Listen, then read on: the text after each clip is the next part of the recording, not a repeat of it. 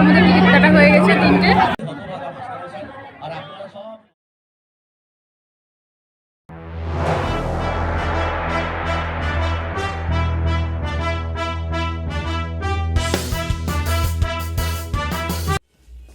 Hello বন্ধুরা, আশা করছি তোমরা ভালো আছো আর আমরাও ভালো আছি। আজকে চলে এসেছি একটা নতুন একটা ব্লগ নিয়ে। তো আজকে আমরা একটু ঘুরতে যাব, আর আমরা কোথায় ঘুরতে যাচ্ছি, সেখানে ঘুরতে গিয়ে আমরা কি কি করছি তোমরা এই ব্লগে দেখতে পাবে। তো তোমরা আমাদের সঙ্গে থেকো অবশ্যই। আর ঘুরতে যাওয়ার জন্য তো ধরো একটু সাজুগুজু করতে হবে। তো এখন আমি ধরো কোনো সাজুগুজু করিনি, এখন আমি সাজুগুজু করব। তো সাজুগুজুর পর তোমাদের সঙ্গে পরে দেখা হচ্ছে। তো আমার সাজুগুজু হয়ে গেছে, আমি একদম রেডি হয়ে পড়েছি আর এখন আমি বেরিয়ে পড়ব। তো কোথায় যাচ্ছি সেটা দেখার জন্য অবশ্যই কিন্তু তোমরা আমার সঙ্গে থেকো। তো চলো যাওয়া যাক। তোমাদেরকে বলেছিলাম যে ঘুরতে যাব, তো এখন আমরা বইমেলাতে ঘুরতে এসেছি। মেলাতে ঢুকে ঢুকে আমার একটা নজর পড়ল স্টলের দিকে, আর আমি সেই স্টলের দিকে গেলাম। দেখলাম সেখানে প্রচুর কানের ঝুলানো আছে এবং নানা রকমের মালাও আছে। কানেরগুলো খুব সুন্দর লাগছিল দেখতে, আমার খুব পছন্দ হলো, কিন্তু তখন আমি নিলাম না, কারণ আমার বর একটু তাড়াহুড়ো করছিল মেলাতে ঢোকার জন্য। তাই আমি সেদিকেই গেলাম, মেলার ভিতরে ঢুকবো বলে গেলাম।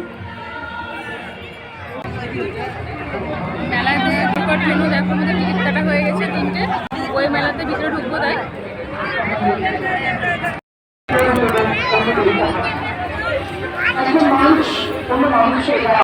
আমরা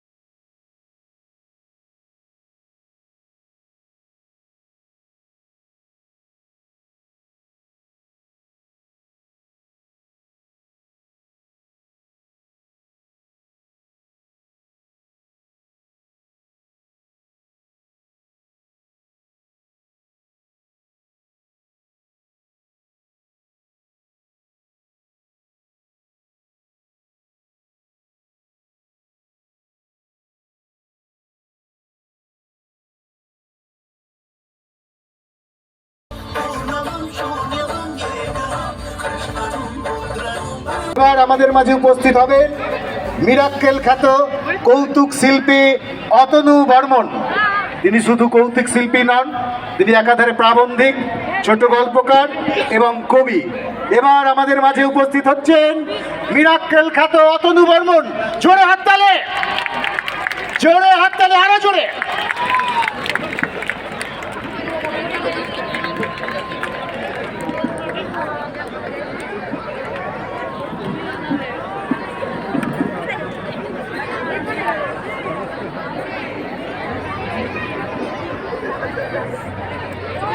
শুভ সন্ধ্যা। রঘুনাথগঞ্জ আমার খুব প্রিয় জায়গা।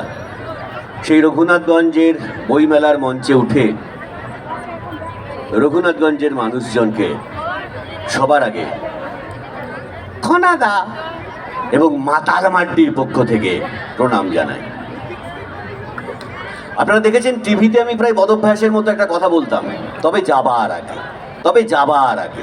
কিন্তু আজ এই এত সুন্দর মঞ্চে উঠেই যদি বলি তবে যাবার আগে, তাহলে আমার কপালে বিপদ আছে।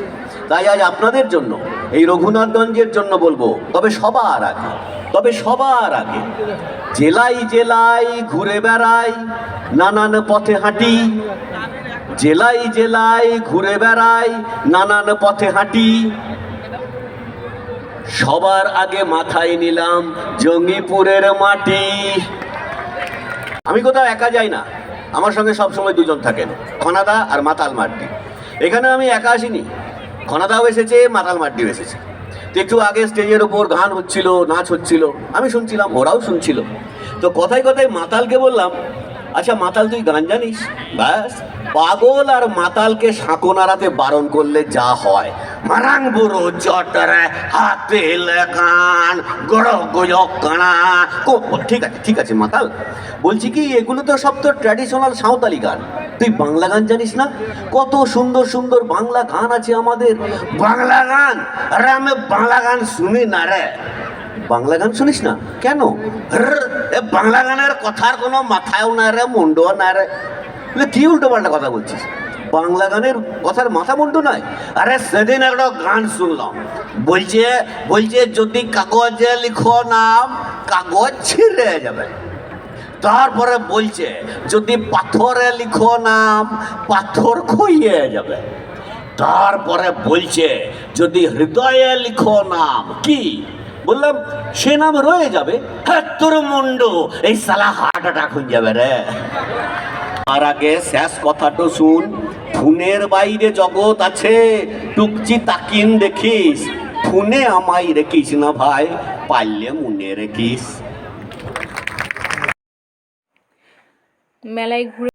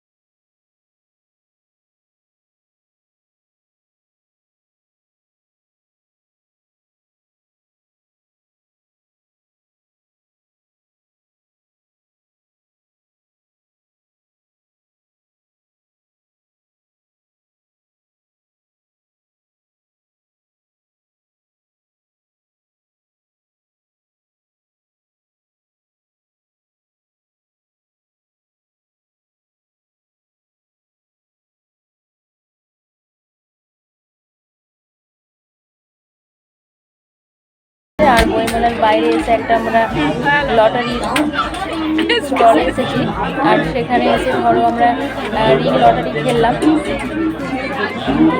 রিং লটারিতে আমি একটাও লাগাতে পারলাম না, খুব ইচ্ছে ছিল একটা রিং লটারিগুলো লাগিয়ে প্রাইজ নেওয়ার, কিন্তু কোনো মতেই হলো না, ঠিক মতো নম্বরে আমি ফেলতে পারলাম না।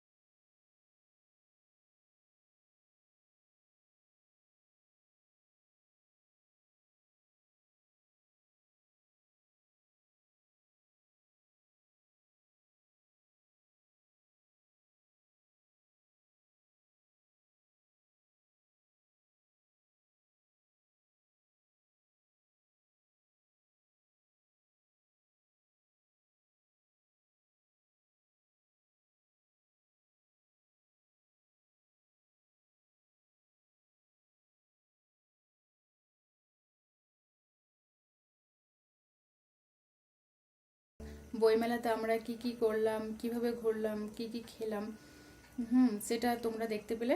তো আমাদের এই ভিডিওটি যদি তোমাদের ভালো লাগে তাহলে অবশ্যই লাইক, কমেন্ট এবং সাবস্ক্রাইব করবে এবং ভিডিওটি শেয়ার করে দিবে। Tata, by.